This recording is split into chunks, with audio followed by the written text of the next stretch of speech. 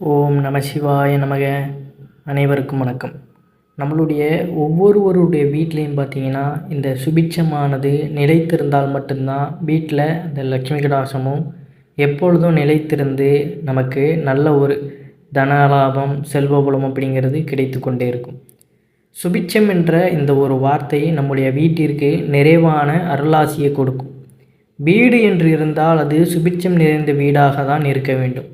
இந்த வார்த்தையை கேட்கும் பொழுதே ஒரு நேர்மறை ஆற்றல் நமக்கு கிடைக்கும். அந்த வார்த்தைக்கு உண்டான பலனை நம்முடைய இல்லறமும் நம்முடைய குடும்பமும் பெற்றுவிட்டால் போதும், வீடு கோவிலாகவே இருக்கும். சரி, வீட்டில் இருக்கும் பெண்கள் வீட்டில் சுபிட்சத்தை நிலைத்து நிறுத்த செய்ய வேண்டியவை என்ன, செய்யக்கூடாதவை என்ன அப்படிங்கிற ஆன்மீகம் சார்ந்த விஷயங்களை தான் நம்ம இன்றைக்கு தெரிந்து கொள்ள போகிறோம். வீட்டில் சுபிட்சம் நிறைந்திருக்க பெண்கள் பார்த்திங்கன்னா இந்த ஒரு தவறுகளை மட்டும் செய்யாமல் இருப்பது மிகுந்த நன்மையை கொடுக்கும். ஏன்னா சுபிட்சத்தை கொண்டு வருவதும் பெண்கள் தான்.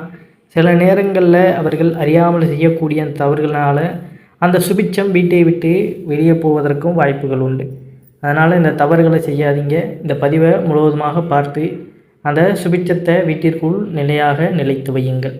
முதலில் பார்த்திங்கன்னா இந்த சுபிட்சமானது ஒவ்வொரு வீட்டிலையுமே நிலைத்திருக்கணும்னா வீட்டில் உள்ள பெண்கள் செய்ய வேண்டிய ஒரு முக்கியமான கடமை ஒரு விஷயம்னு பார்த்திங்கன்னா பூஜை அறையில் இந்த தீப வழிபாடு மேற்கொள்வது. விளக்கேற்றி வைத்தால் கஷ்டமும் வீட்டை விட்டு விலகிவிடும் அப்படிங்கிறது. கஷ்டங்களை விலக்கி வைக்கவே வீட்டில் விளக்கேற்றப்படுகின்றது. வீடு எப்போதுமே வாசனையாக இருக்கும்படி பார்த்து கொள்ள வேண்டும். சுபிட்சம் தானாகவே நம் வீட்டில் கூடி வரும். இது முதல் விஷயம். அடுத்தபடியாக பார்த்திங்கன்னா விளக்கேற்றி வைத்த பின்பு வீட்டில் இருக்கும் சில பெண்கள் செய்யக்கூடிய தவறுகளும் இது உண்டு. அதாவது விளக்கு ஏற்றினால் மட்டும் அந்த வீட்டில் பார்த்திங்கன்னா சுபிட்சமானது இருக்காது. அதற்கப்புறம் செய்யக்கூடிய இந்த மாதிரியான விஷயங்களால் தான் அந்த வீட்டில் பார்த்திங்கன்னா அந்த இறை அருள் அப்படிங்கிறது கட்டாயம் இருக்கும். இப்போ நீங்கள் விளக்கேற்றுவதை சமையலறையோடு ஒப்பிட்டு பாருங்கள். இப்போ நம்ம ஒரு விஷயத்தை நம்ம சமைக்கிறோம், அதாவது ஏதாவது ஒரு எண்ணெய் சம்மந்தப்பட்டதுனாலும் சாதமோ இல்லை பாலோ இல்லை ஏதாவது குழம்போ எது செய்தாலும் அந்த சமையலறையில் நம்ம நின்று சமைக்கும் பொழுது அதை நம்ம வச்சிட்டோம், அடுப்பில் வச்சுட்டு அதற்கப்புறம் பார்த்திங்கன்னா நம்ம பாட்டுக்கு நம்ம வேலையை பார்க்குற மாதிரி போயிடக்கூடாது. போயிட்டால் என்ன ஆயிரும், அந்த இடத்துல அந்த உணவானது அந்த தீயில் ரொம்ப நேரம் அப்படியே இருப்பதனால என்ன ஆயிடுது, கெட்டு போய் கருகி விடும். அப்போ வீட்டில் என்ன ஆகும், இந்த மாதிரி எதிர்வினைகள் சூழ்ந்து விடும். அதே போல் தான் இப்போ வீட்டில் பார்த்திங்கன்னா விளக்கேற்றி வைத்து விட்டோம் என்றால் அந்த இடத்துல அமர்ந்து அதற்குண்டான மந்திரங்கள், அதற்குண்டான இந்த தெய்வ வழிபாடுகள் அந்த இடத்துல அமர்ந்து நீங்கள் செய்யும் பொழுது தான் அந்த விளக்கேற்றினதற்கான அந்த பலன் முழுமையாக அங்கே கிடைக்கக்கூடும்.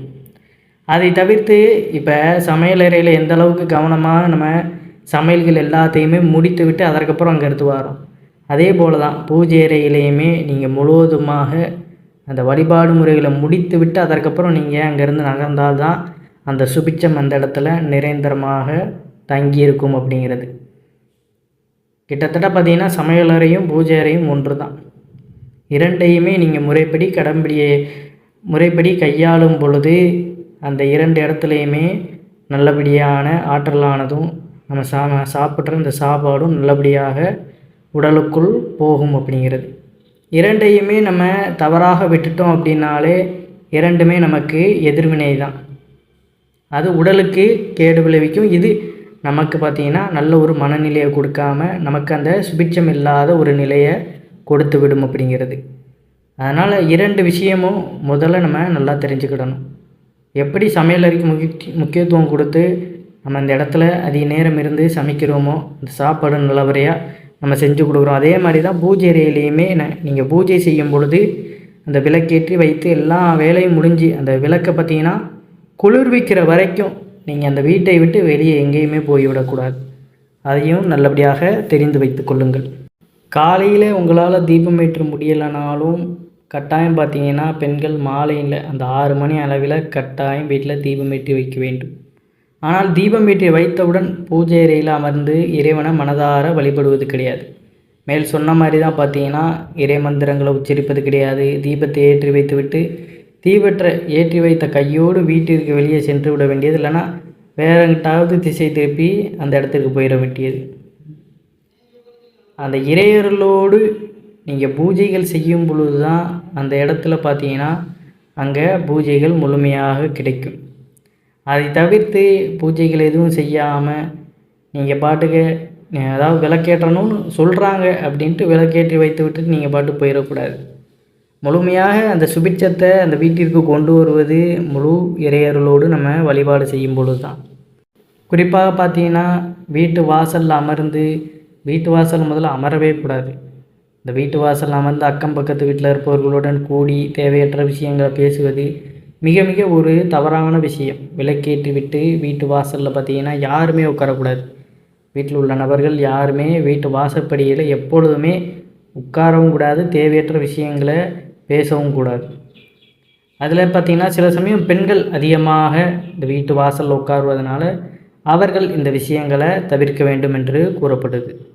தீபம் ஏற்றி வைத்துவிட்டு நாம் வீட்டிற்கு வெளியே செல்லும் பொழுது நம்மோடு சேர்ந்து நம் வீட்டு மகாலட்சுமி சுபிட்சம் நம் வீட்டை விட்டு அப்படியே சென்றுவிடும். அதனால் தீபத்தை குளிர வைக்கிற வரைய வீட்டுக்குள்ளேயே தான் இருக்கணும். அதை தவிர்த்து நீங்கள் வெளியே போயிட்டீங்கன்னா அந்த வீட்டுக்குள்ளே இருக்கிற எல்லா சுபிட்சமும் வெளியே போய்விடும் அப்படிங்கிறது தான். அதனால் அதையும் நல்லா தெரிஞ்சு வச்சுக்கோங்க. ஏனென்றால் அந்த ஒரு வீட்டின் லக்ஷ்மி சொரூபமே இந்த லக்ஷ்மி கடாட்சமே அந்த வீட்டு பெண்கள் தான். தீபம் ஏற்றி வைத்துவிட்டு அவர்கள் வீட்டுக்குள்ளே இருப்பதே சிறந்தது. அதாவது 6 மணி அளவில் தீபம் ஏற்றி வைத்து விட்டால் ஒரு 6:30 மணி வரைக்குமாவது வீட்டில் நீங்கள் இருக்கணும். பொதுவாக பார்த்தீங்கன்னா வீட்டில் 90 நிமிடங்கள் 1.5 மணி நேரம் கரெக்டாக விளக்கு எரியணும்.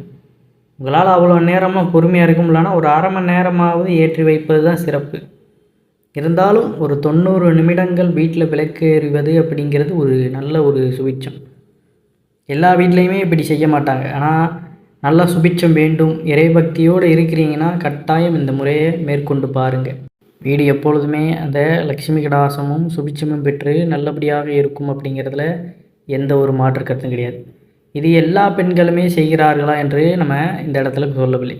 ஒரு குறிப்பிட்ட இடங்களில் சில பேர் தெரியாமல் கூட இந்த தவறுகளை செய்வாங்க. இந்த பதிவை கேட்குறீங்கன்னா அந்த தவறுகளை செய்தீங்கன்னா இனிமேல் திருத்தி கொள்ளும் பொழுது உங்களுக்கான அந்த பலன்கள் உங்களை வந்தடையும் அப்படிங்கிறது தான் நிதர்சனமான ஒரு உண்மையாக இருக்கின்றது. அதனால் இந்த ஒரு தவறை நீங்கள் மேற்கொண்டுருக்கீங்க, விளக்கேற்றி வைத்து விட்டு பூஜை அறையில் நீங்கள் இருப்பது கிடையாது, எங்கிட்டாவது போயிருந்தீங்கன்னா இனிமேல் அந்த தவறை செய்யாதீங்க. இதனால் கூட நம்ம வீட்டில் சுபிட்சம் இல்லாமல் லக்ஷ்மி கடாட்சம் இல்லாமல் ஏதோ ஒருவித மந்தமான சூழ்நிலையே நம்ம நகர்த்தி கொண்டு போகிற மாதிரி இருக்கும். அதனால் இந்த தவறு செய்கிறீங்கன்னா இனிமேல் அந்த தவறுகளை செய்யாமல் இருந்து பாருங்கள், நல்லதே நடக்கும் அப்படிங்கிறது தான் நிதர்சனமான உண்மை. நீங்கள் இந்த இறை வழிபாட்டை மனதார செய்து முடித்துவிட்டு வெளியே செல்வதில் எந்த ஒரு தவறுமே கிடையாது. அப்படியே வெளியே சென்றாலும் அடுத்தவர்களுடைய கஷ்டம், அக்கம் பக்கத்தில் இருப்பவர்களுடைய கஷ்டம், மற்றவர்களை புறம் பேசுவது, உங்களுடைய கஷ்டங்கள் அடுத்தவர்களிடம் கூறி புலம்புவது போன்ற விஷயங்களில் எப்பொழுதுமே ஈடுபாடு செய்யக்கூடாது. இதெல்லாம் பார்த்தீங்கன்னா அவரவர்களுடைய தனிப்பட்ட விஷயங்கள். இதை கூறுவதனால அந்த கஷ்டங்கள் போக போகிறதா அப்படின்னு கிடையாது. இதனால் நமக்கு பிரச்சனை தான் உண்டு பண்ணும். அப்போ இவங்க வீட்டில் இந்த ஒரு கஷ்டம் இருக்குதுன்னு அதை வைத்து நமக்கு தெரியாதவர்கள் கூட வேண்டாத விஷயங்களை நமக்கு செய்வதற்கும் வாய்ப்பு உண்டு. ஏன்னா ஒரு விஷயம் அந்த இடத்துல மட்டும் இருக்குமா அப்படின்னு கிடையாது. நீங்கள் சொல்லி அடுத்த கொஞ்சம் நேரத்துலேயே பார்த்தீங்கன்னா அப்படியே பரவிக்கிட்டே தான் இருக்கும். அதனால் எதையுமே உங்கள் குடும்ப சூழ்நிலைகள், கஷ்டங்கள் அப்படிங்கிறது எதுவாக இருந்தாலும் அதை மற்றவர்களிடம் பகிர்வதையும் நிறுத்தி கொள்ளுங்கள். நீங்கள் புதுசாக ஏதாவது ஸ்டார்ட் பண்ணுறீங்க, குடும்பம் நல்லா முன்னேறி வருது ஏதோ ஒரு விஷயத்தில், அதையுமே பார்த்தீங்கன்னா வெளியே போய் பெருமைக்குன்னு நீங்கள் சொல்லி கொண்டு இருக்கக்கூடாது. இதுவுமே உங்களுக்கு அந்த எல்லா விதமான அந்த நன்மைகளையுமே பறிபோக செய்துவிடும். உங்களுடைய கஷ்டங்களை அடுத்தவர்களிடம் எப்பொழுதுமே கூறி புலம்போதை நிறுத்தி விடுங்கள்.